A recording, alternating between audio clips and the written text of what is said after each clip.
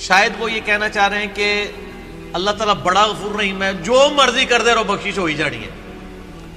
تو سر اگر یہ کسی کا کانسیپٹ ہے نا تو اس کو قرآن کی الف بے نہیں پتا. ڈاکٹر اسرار صاحب رحمہ اللہ تعالیٰ میرے استاد ہیں، میں نے ان سے بہت کچھ سیکھا ہے. اللہ تعالیٰ ان کو نیک کاموں کا اجر دے اور ان کی برائیوں سے درگزر فرمائے. یعنی وہ بیان القرآن آپ سنیں نا تو لگتا ہے کہ یار قرآن جس طرح نازل ہوا ہے وہ اس طرح پریزنٹ ہو رہا ہے. جس نے قرآن نہیں پڑھا نا وہ تو یہی سمجھتا ہے کہ شاید اللہ تعالیٰ کو ایک بوڑھی نانی اماں ہے جس نے یہ لوگ پیدا کیے ہیں اور ایک شغل ملا گیم ہے، اینڈ پہ ساروں کو ہی چھوڑ دے گا. جناب اگر یہ معاملہ ہوتا تو انبیاء اور کتابیں آتی.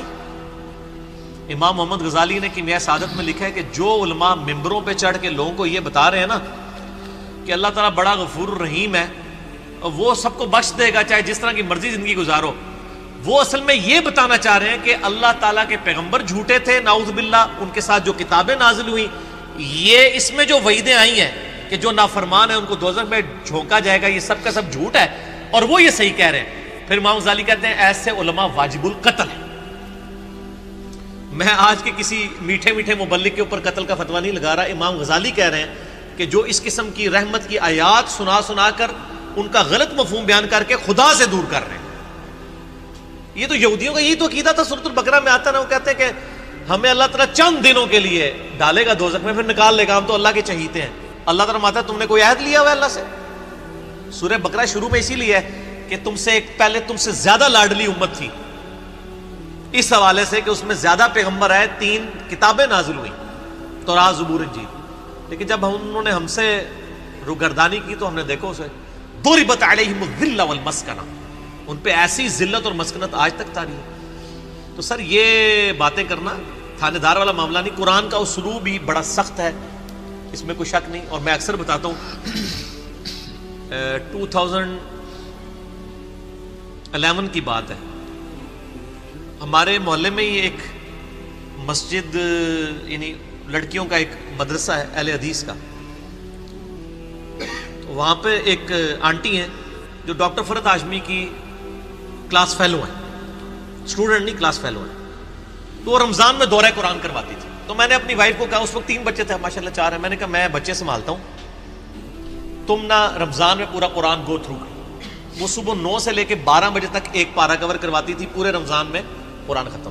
میں کہا تیری جدی پشتی کسی نے پورا قرآن نہیں ترجمے نال پڑھا ہونا اس طریقے نال، تو تے اللہ دی بندی پڑھ لے. اچھا جب وہ قرآن پڑھ کے مکمل ہو گیا کورس، میں نے اس کو کہا کہ تم نے کیا سیکھا؟ اس نے ایک جملے میں کنکلوڈ کیا.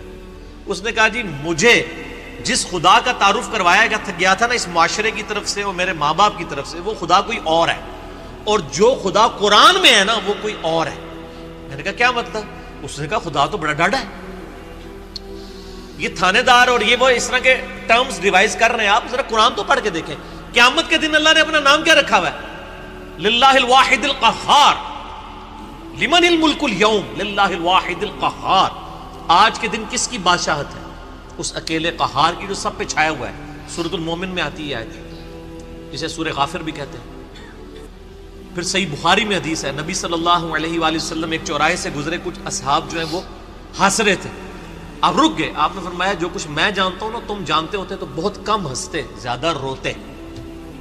تو نبی علیہ السلام کا تو مبارک زندگی میں تو بڑی سنجیدگی ہے. اگر کوئی یہ سمجھتا ہے کہ بغاوت کی زندگی گزارے، اپنی مرضی کی زندگی، نہ دنیا جو اللہ کی مرضی کی گزارے گا آخرت پھر وہ اس کی مرضی کی ہوگی. لیکن جو اپنی مرضی کی دنیا گزارے گا آخرت پھر اللہ کی مرضی کی ہوگی، یعنی دوزخ میں. وَلِعَوْذُ بِاللَّهِ تَعَالَى اللَّهُمَّ أَجِرْنَا مِنَ النَّارِ. یہ اتنا معاملہ آسان نہیں ہے. اللہ تعالیٰ سورہ حجر میں فرماتا ہے اعوذ باللہ من الشیطان الرجیم نبی عبادی انی انا الغفور الرحیم. اے نبی علیہ السلام میرے بندوں کو خبر دے دو کہ میں بڑا بخشنے والا مہربان ہوں.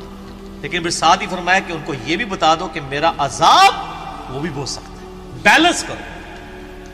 باقی یہ ٹھیک ہے، بخاری مسلم کی حدیث ہے کہ نبی علیہ السلام نے فرمایا کہ اللہ تعالیٰ نے مخلوقات کی پیدائش سے پہلے اپنے پاس عرش پہ یہ عبارت لکھ لی تھی کہ میری رحمت میرے غضب پہ سبقت لے جانے والی ہے. لیکن کس معاملے میں؟ باغیوں کے لیے نہ، ان لوگوں کے لیے جو پوری ایفرٹ پٹ کریں پھر بھی اسے معاملات سیدھے نہ ہو، اللہ کی طرف رجوع لائیں۔ قرآن میں کہیں یہ نہیں ہے کہ ڈٹ کے گناہ کرو، باغی بنے رہو، میں توبہ قبول کروں گا۔ قرآن میں ہمیشہ آیا ہے کہ آپ غلطی کر بیٹھو، اللہ کی طرف رجوع لاؤ، اس کے بعد اپنی اصلاح کرو، اللہ تعالیٰ کو بخشنے والا مہربان پاؤ۔ اسی پہ میرا مسئلہ نمبر 18 ہے، گناہ کبیرہ اور توبہ کا بیان، اور وہ آیت نمبر بھی 17 اور 18 ہی ہے سورۃ النساء کی۔ میں وہ پڑھ بھی دیتا ہوں۔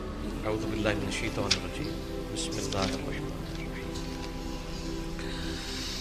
انما التوبۃ علی اللہ،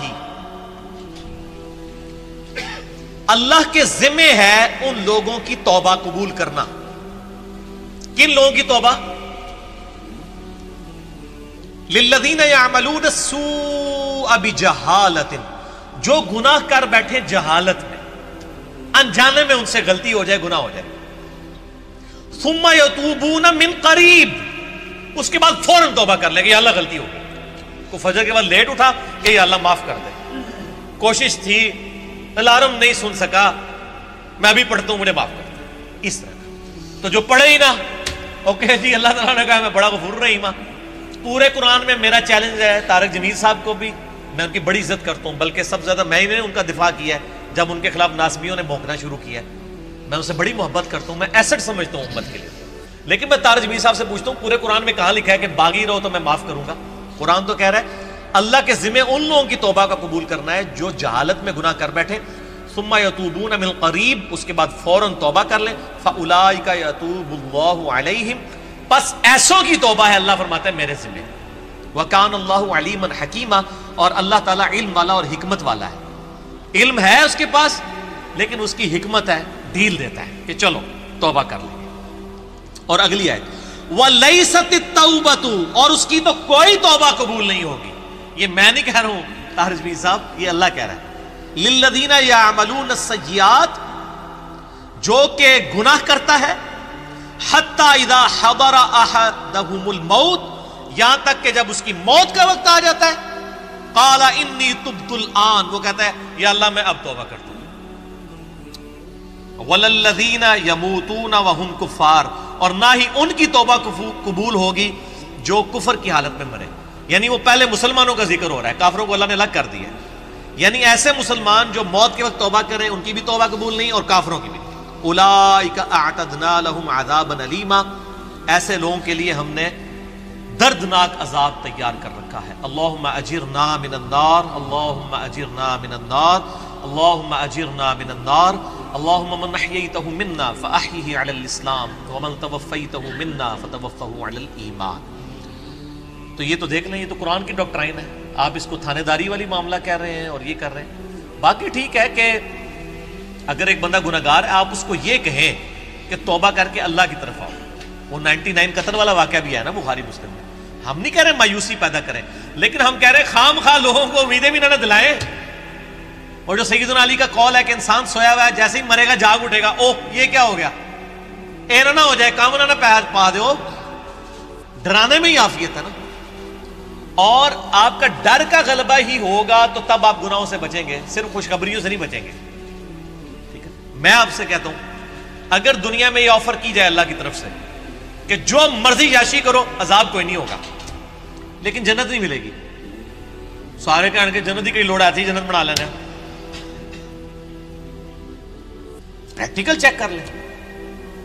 اور اس کے بدلے میں اگر یہ بات کی جائے کہ جی آپ دنیا میں اللہ کی تابع فرمان بن کے رہو، ادروائز آپ کو دوزخ میں جھونک دیا جائے گا، کوئی بچت نہیں ہوگی، تبھی لوگ اللہ کی طرف آئیں گے۔ آپ اگر یہ بھی لالچ لوگوں کو دیں کہ نیک عمل کرو گے تو جنت ملے گی، برے عمل کرو گے تو کچھ نہیں ہوگا، کوئی نہیں کرے گا جب تک آپ ڈر دیں۔ اور یہ نیک بندوں کی اللہ نے نشانی بتائی ہے، وہ دعا کرتے ہیں ربنا اصرف عنا عذاب جہنم ان عذابها کان غراما، سورۃ الفرقان میں جو مسئلہ 120 ہے، اہل ایمان کی 12 خصوصیات، میں نے پورا لیکچر ریکارڈ کروایا ہے۔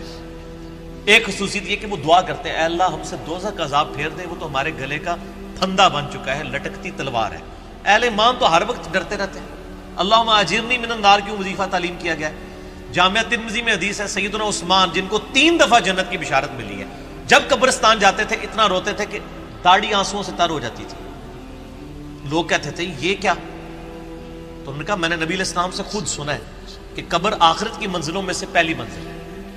جس کی یہ منزل کامیاب ہوئی اس کی اگلی آسان ہوتی چلی جائے گی، اور جو اس میں پھنس گیا اس کی اگلی مشکل در مشکل در مشکل ہوگی. تو حضرت عثمان کو سمجھ آ گئی تھی یہ تھانے داری والا کنسیپٹ جو آپ نے اس کو نام دیا. ہم تو تھانے داری نہیں کہتے، ظاہر ہے خدا نے دنیا بنائی ہے اور وہ اسٹیبلش کرنا چاہتا ہے کہ لوگ میرے تابع فرمان ہو. گنڈا گردی کرنے کے لیے تو اس نے دنیا نہیں بنائی ہے. تو یہ بڑا کریٹیکل ایشو ہے، اور اس معاملے میں نا مجھے بڑا دکھ ہوتا ہے اس قسم کے وائزین سے. وہ اللہ تعالیٰ کی رحمت کی آڑ میں لوگوں کو اس طرف مائل کر دیتے ہیں کہ وہ الٹا جنہوں کہتے ہیں نا کہ وہ گاٹے فٹ ہونے والی تعلیمات ہو جاتی ہیں، اس سے لوگ پھر نیگیٹو رزلٹ نکالتے ہیں. آپ بیلنس بیان کریں. ہم کبھی نہیں کہتے کہ آپ جو ہے نا وہ اس قسم کی باتیں بیان کریں کہ جس کی وجہ سے لوگ اللہ تعالیٰ سے متنفر ہوں. آپ دونوں طرف کے مسائل کو بیان کریں. اسی قسم کی آیات جو ہے نا وہ یہ آگے سورۃ النحل کی آیت نمبر 119 ہے.